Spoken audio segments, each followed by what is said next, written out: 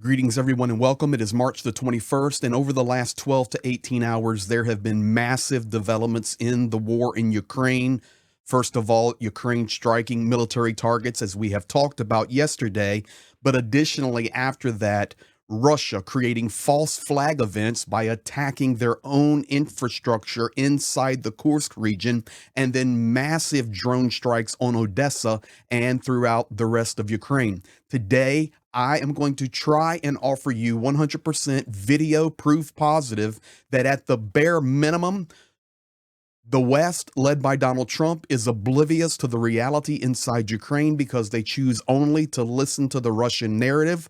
Fortunately, today we have video coming in from Pavel, the president of the Czech Republic, who barely made it out of Odessa before the massive drone strike. So we're going to go through all of that, and I want to ask you, what is your opinion? Is the West, Donald Trump, completely oblivious? And oblivious, actually defined, I looked it up, means unaware or unconcerned. I think unconcerned about the reality inside Ukraine. And you can see right here in the thumbnail that I put there, half blue, half red. I stand with Ukraine. I stand with Russia. Baloney.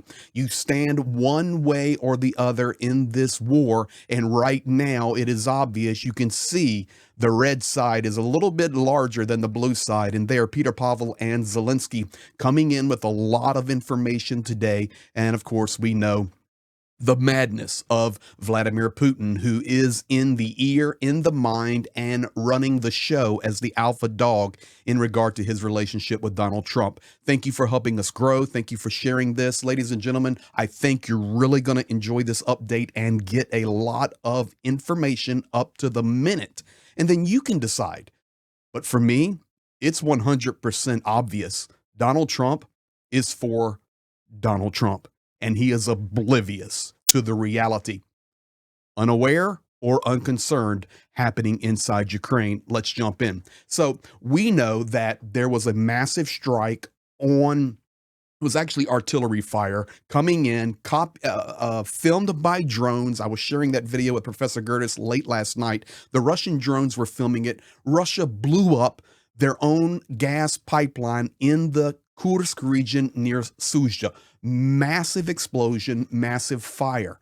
Ukraine today stating, we did not do that. They stated last night, we did not do that. That is a false flag event that Russia wants to use to blame Ukraine. And today they started doing it. Peskov came out, the spokesman for the office of President Vladimir Putin. So you have Peskov.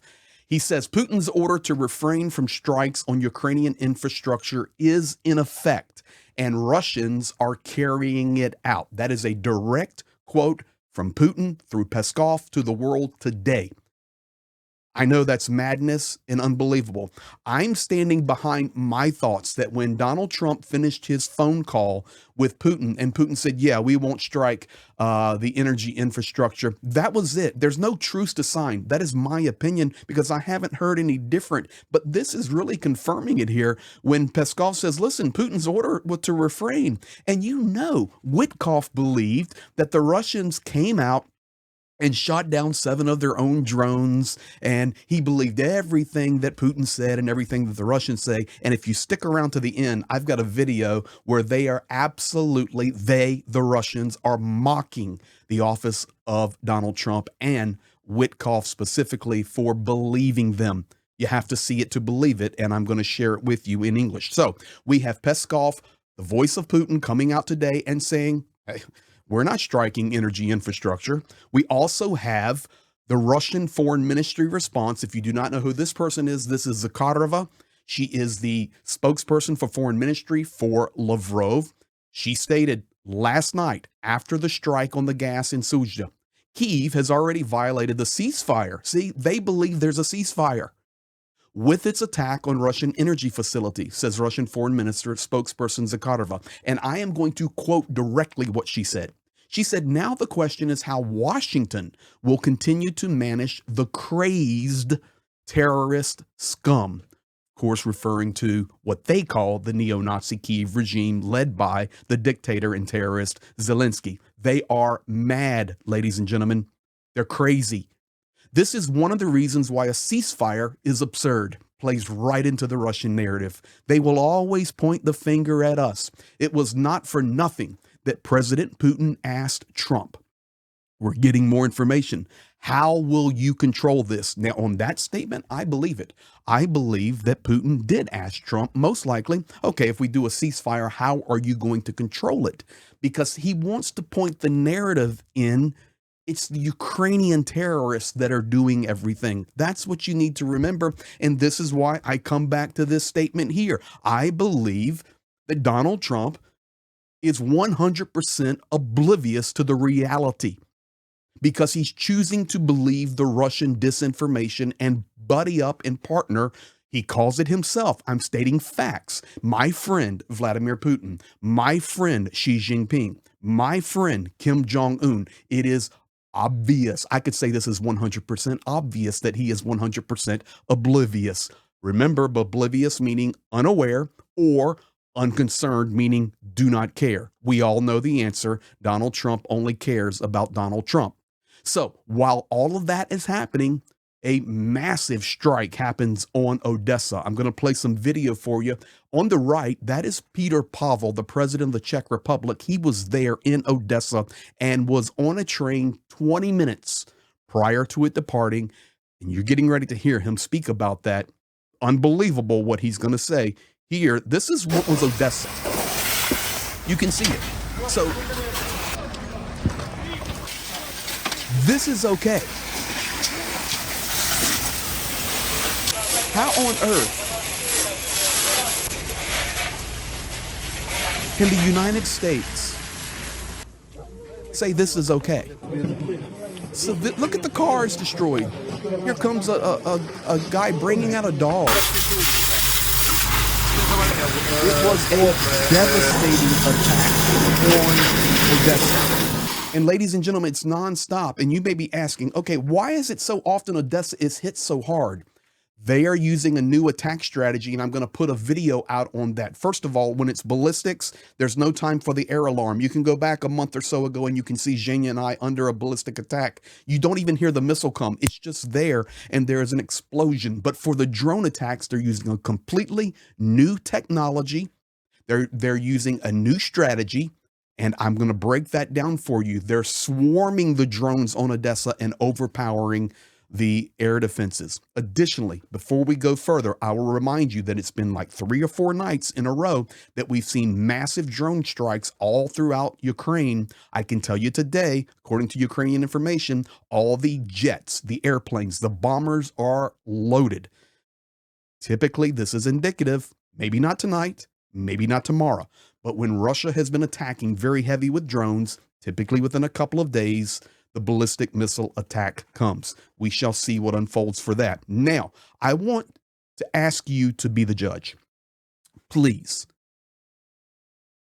write in the comment, share a comment, get in a conversation with each other below the video, because I'm getting ready now to go to a complete video portion of this video with Peter Pavel and with Donald Trump. I'm going to lay out the narrative for you. I remind you that Peter Pavel, the president of the Czech Republic, he was a former NATO general, so he is a politician and a military man, stands with Ukraine massively, wants Ukraine in NATO. Listen to Peter Pavel, and you decide. What are your thoughts on what Peter Pavel says? We have left Odessa by train about 20 minutes before the first explosions were heard. It was not pushed by this incident. We were there in a planned time frame, so it was just a coincidence. But what I take out of it is that one has to be truly cynical when declaring the will to have a peace negotiation or negotiations on ceasefire, and at the same time to launch a massive attack on civilian infrastructure.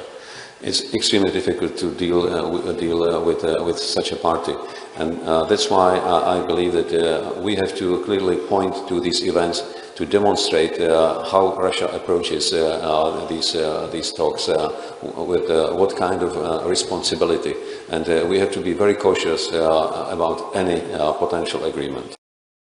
It is cynical, and we have to point to these events. This is the president of Czech, military man and political man, who was 20 minutes outside of Odessa when that massive strike. He was there. He knows what's going on. He met with Zelensky today, and in a moment we'll talk about the NATO option that Peter Pavel states. It's very clear and obvious, but he says we have to point to it. It is cynical. How can you negotiate? How can you have peace with a nation that does this?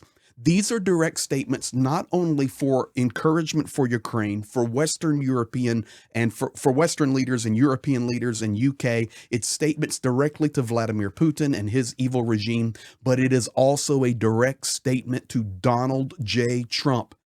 How can you ignore this? How can you not recognize this? How can you be oblivious, unaware, or unconcerned? Now, Peter Pavel then goes on and talks about, this is simple. This is very simple. Let's put Ukraine in NATO, because basically they already are. We also encourage all our allies and partners not to put a question of Ukrainian membership in NATO off the table, because it is clearly the strongest and also the cheapest guarantee of future peace. There is no doubt that the relations between Czechia and Ukraine have reached the level of strategic partnership. And as mentioned, I'm also happy that we came to an agreement on a joint statement. The document lays out the guiding principles of our future cooperation, as well as its formats and the various initiatives.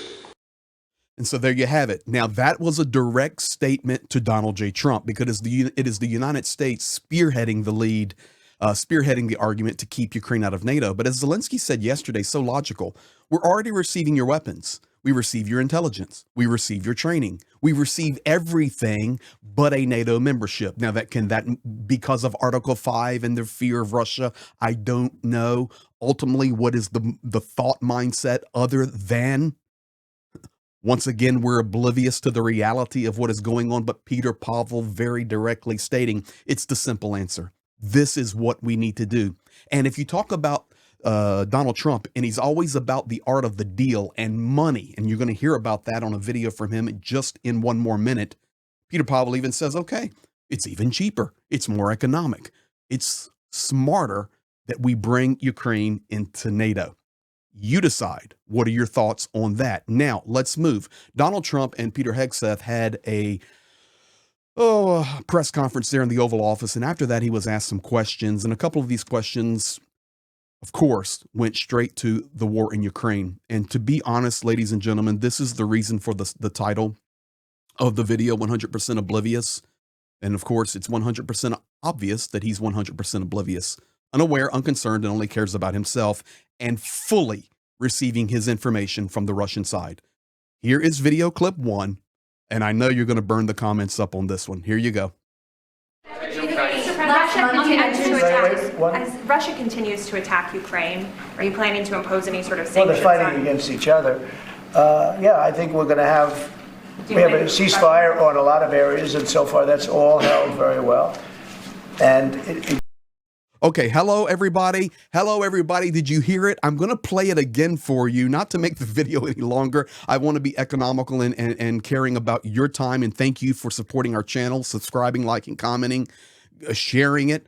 Ladies and gentlemen, she goes, the reporter asked, are you concerned about Russia's attacking Ukraine? He goes, well, they're attacking each other. It's a war. And you know, we have a ceasefire on the table and it's holding well.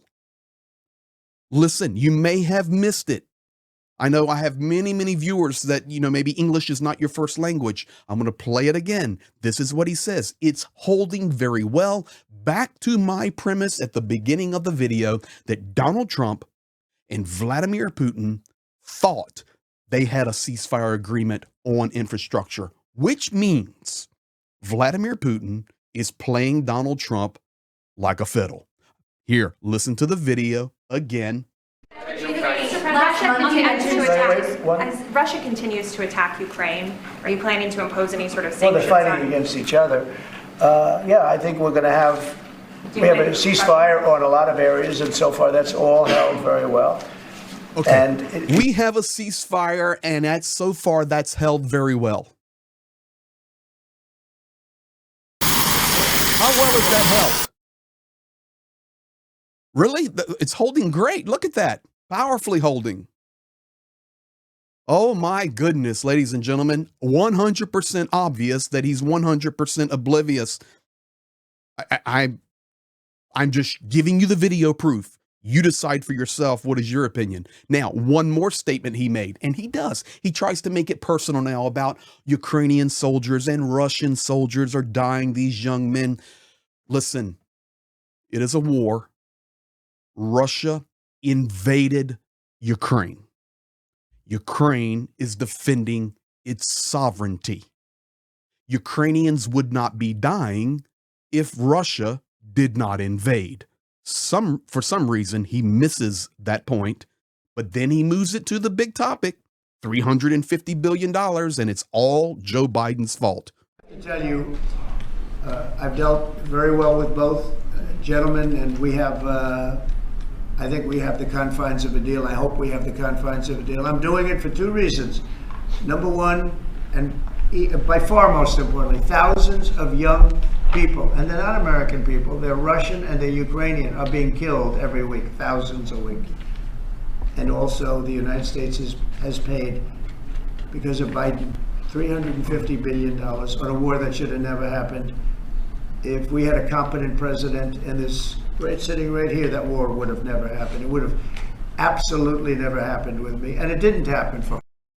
Oh my goodness, you can hear it yourself. Okay, for two reasons. Yeah, now, first of all, it's the young guys dying. The Russians and the Ukrainians. Maybe I'll give him the benefit of the doubt that he's using alphabetical order. They are before you, but of course, no. It's because his mind is, my opinion, fed by the Russian propaganda, fed by the Kremlin, fed by Vladimir Putin. So it's always going to be Russia first. Oh, the Russians are dying. Oh, and the Ukrainians are dying. And that's first and foremost. But the reality is it's $350 billion that is all Joe Biden's fault. War would have never happened if I would have been sitting behind this desk and that clown was sitting behind this desk, and that's why the war happened. No, the war happened because Russia invaded Ukraine. Period. That's how war happens. Russia invaded Ukraine. Ladies and gentlemen, what are your thoughts on those comments? The proof is in the pudding. It is 100% obvious that he is 100% oblivious. Now, I promised you at the beginning of the video that I would be sharing with you a clip from Russia. And this is actually a military guy who also is an analyst and also goes on the propaganda shows and networks, but he just roasts Witkoff, and he roasts the Americans for trusting Russia. They just gloat about it, ladies and gentlemen. Check this out. I voiced this over for you. Currently, there are only statements from the White House on how productive the talks between Donald Trump and Zelensky was, and how everyone is so close to peace. But we all understand that this is not true. There's no development jets on the battlefield, well, except just different stories. When it's stated out loudly that our forces ourselves shot down 7 drones we launched earlier, well, the West believed this circus. Look, Mr. Witkoff stated he was impressed with Russian commitment to peace. There you have it, ladies and gentlemen. This is how it is. They gloat, they make the jokes, the 7 drones we shot down. But you see, there's some truth in that because they're watching. They're watching because they're saying, oh, the White House is saying how great it is. We're so close to peace. Everything's going good with Zelensky and everything's going good with Putin, but we're playing them like a fiddle. Witkoff standing outside the White House going, my Russian buddies told me that they shot down 7 drones immediately after Vladimir Putin gave the order. And they laugh and gloat. Once again, I bring it back to the fact that President Trump, and I'm trying to be kind here, is 100% oblivious to the reality. And that does mean unaware and unconcerned. That's 100% obvious. Words are one thing, actions are another. His actions are not supporting Ukraine. His actions are supporting the Russian narrative. That is easy to see. Yes, intelligence returned. Yes, the resupply of the weapons from the Biden deal returned. But ladies and gentlemen, the actions, are you kidding me? He actually stated today that the truce deal is holding well. What else do you need to see?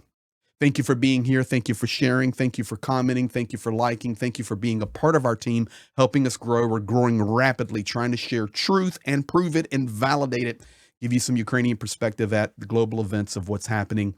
Thank you to our moderator team, our Discord group. If you're looking for a Discord group to join, it's incredible. Link is in the description. Be blessed, guys, and have a great day.